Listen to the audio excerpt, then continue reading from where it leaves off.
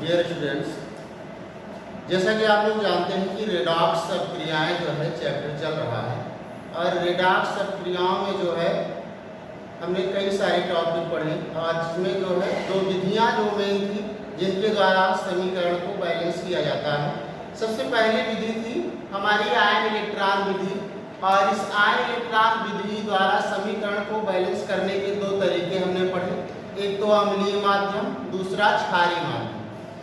एक टॉपिक और बचता है इस चैप्टर में जो कि आपका समीकरण बैलेंस करने का ही टॉपिक है और जो दूसरा मेथड है कि ऑक्सीकरण संख्या विधि द्वारा किस तरह से एक समीकरण को बैलेंस किया जाता है। हमने आयनों के माध्यम से समीकरण को बैलेंस किया। अब इस विधि में हम क्या करेंगे कि ऑक्सीकरण संख्या द्वारा जो है समीकरण को कैसे बैलेंस किया जाता है इस चीज को जानते हैं। तो आइए देखते हैं कि कैसे एक समीकरण को ऑक्सीकरण संख्या विधि द्वारा बैलेंस किया जाता है। तो सबसे पहला काम यह है कि समीकरण यदि ऑक्सीकरण संख्या के रूप में नहीं लिखा हुआ है तो सबसे पहले प्रति परमाणु ऑक्सीकरण संख्या लिख लीजिए और प्रति परमाणु ऑक्सीकरण संख्या लिखने के बाद हम देखेंगे कि किसका ऑक्सीकरण हो रहा है और किसका अपचयन हो रहा है। तो सबसे पहला काम है कि प्रति परमाणु ऑक्सीकरण संख्या लिखना। तो यहाँ पर Sn की ऑक्सीकरण संख्या हमें नहीं मालूम है, तो नहीं मालूम है तो उसको निकाल लीजिए।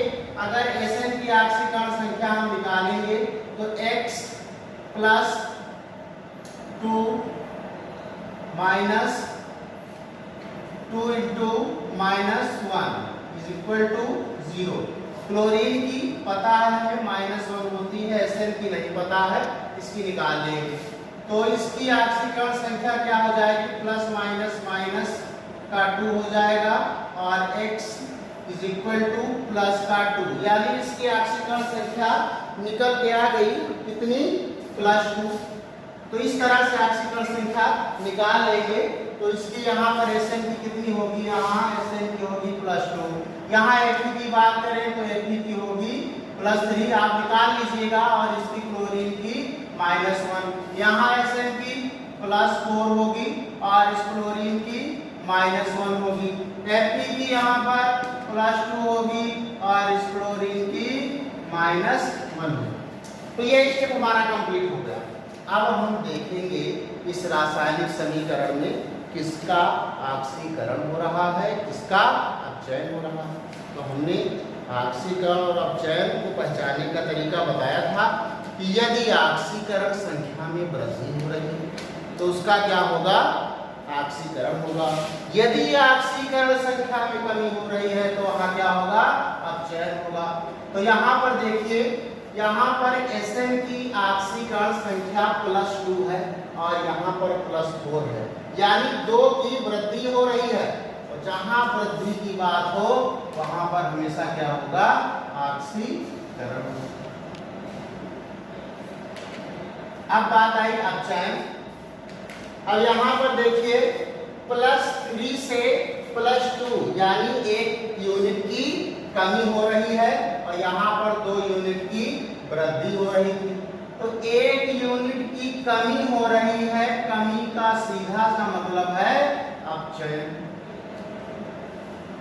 तो हमने पता लगा लिया इसमें, इस समीकरण में कि किसका ऑक्सीकरण हो रहा है और किसका अपचयन हो रहा है।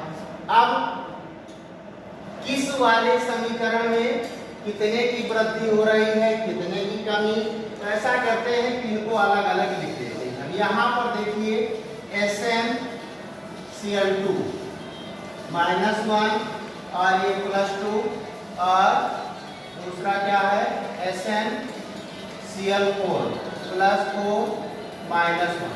अब इसमें क्या हो रहा है कि 2 यूनिट की वृद्धि हो रही है, 2 यूनिट की वृद्धि हो रही है, 2 यूनिट की वृद्धि हो रही है।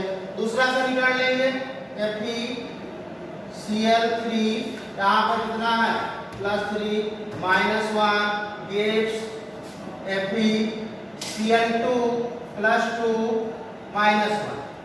अब इसमें देखिए ये +3 से +2, यानी एक यूनिट की क्या हो रही है, एक यूनिट की कमी हो रही है, एक यूनिट की कमी हो रही है। अच्छा, इस चीज का भी ध्यान देंगे कि जिसका ऑक्सीकरण हो रहा है उसके परमाणु भी बराबर होने चाहिए। जैसे यहाँ पर Sn का क्या हो रहा है, SnCl4 में क्या हो रहा है, ऑक्सीकरण हो रहा है। तो ये भी देखना है कि ये दोनों बराबर हैं कि नहीं बराबर है, एक Sn इधर है, एक Sn इधर है, यानी बराबर है, हमको बैलेंस करने की आवश्यकता नहीं है। यहाँ Fe एक है और एक Fe इधर है, यानी दोनों तरफ बराबर है। अब क्या करना है कि ऑक्सीकरण वाले को अपचयन से और अपचयन वाले को ऑक्सीकरण से हम मल्टीप्लाई कर देंगे, यानी जितने यूनिट की वृद्धि हो रही है उससे क्या करेंगे, मल्टीप्लाई कर देंगे।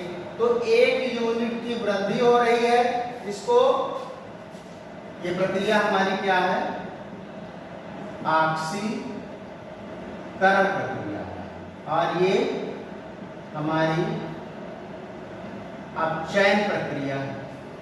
तो एक यूनिट की कमी हो रही है, तो एक यूनिट की कमी का मतलब क्या है कि इसको जो है इससे गुणा कर देंगे और इसको हम इससे गुणा कर देंगे। तो समीकरण हमारा क्या बनेगा, अगर इस 2 से मल्टीप्लाई करेंगे तो ये हो जाएगा 2FeCl3 और ये 2FeCl2।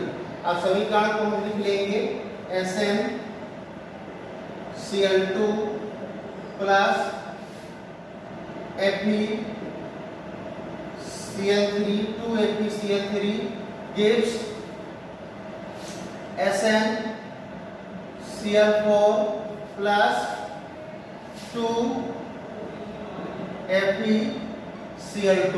दोनों साइड देखिए बराबर है, Sn इधर, क्लोरीन इधर, 2 और 2 3 जा 6 और ये 2 8 और इधर 4 और 2 2 जा 4, ये 1 हो गया। तो दोनों तरफ बैलेंस है, यानी ये आपका बैलेंस समीकरण प्राप्त हो गया। तो ऑक्सीकरण संख्या विधि द्वारा समीकरण को बैलेंस करना काफी आसान है आयन इलेक्ट्रॉन की अपेक्षा। तो इसको नोट कर लीजिए।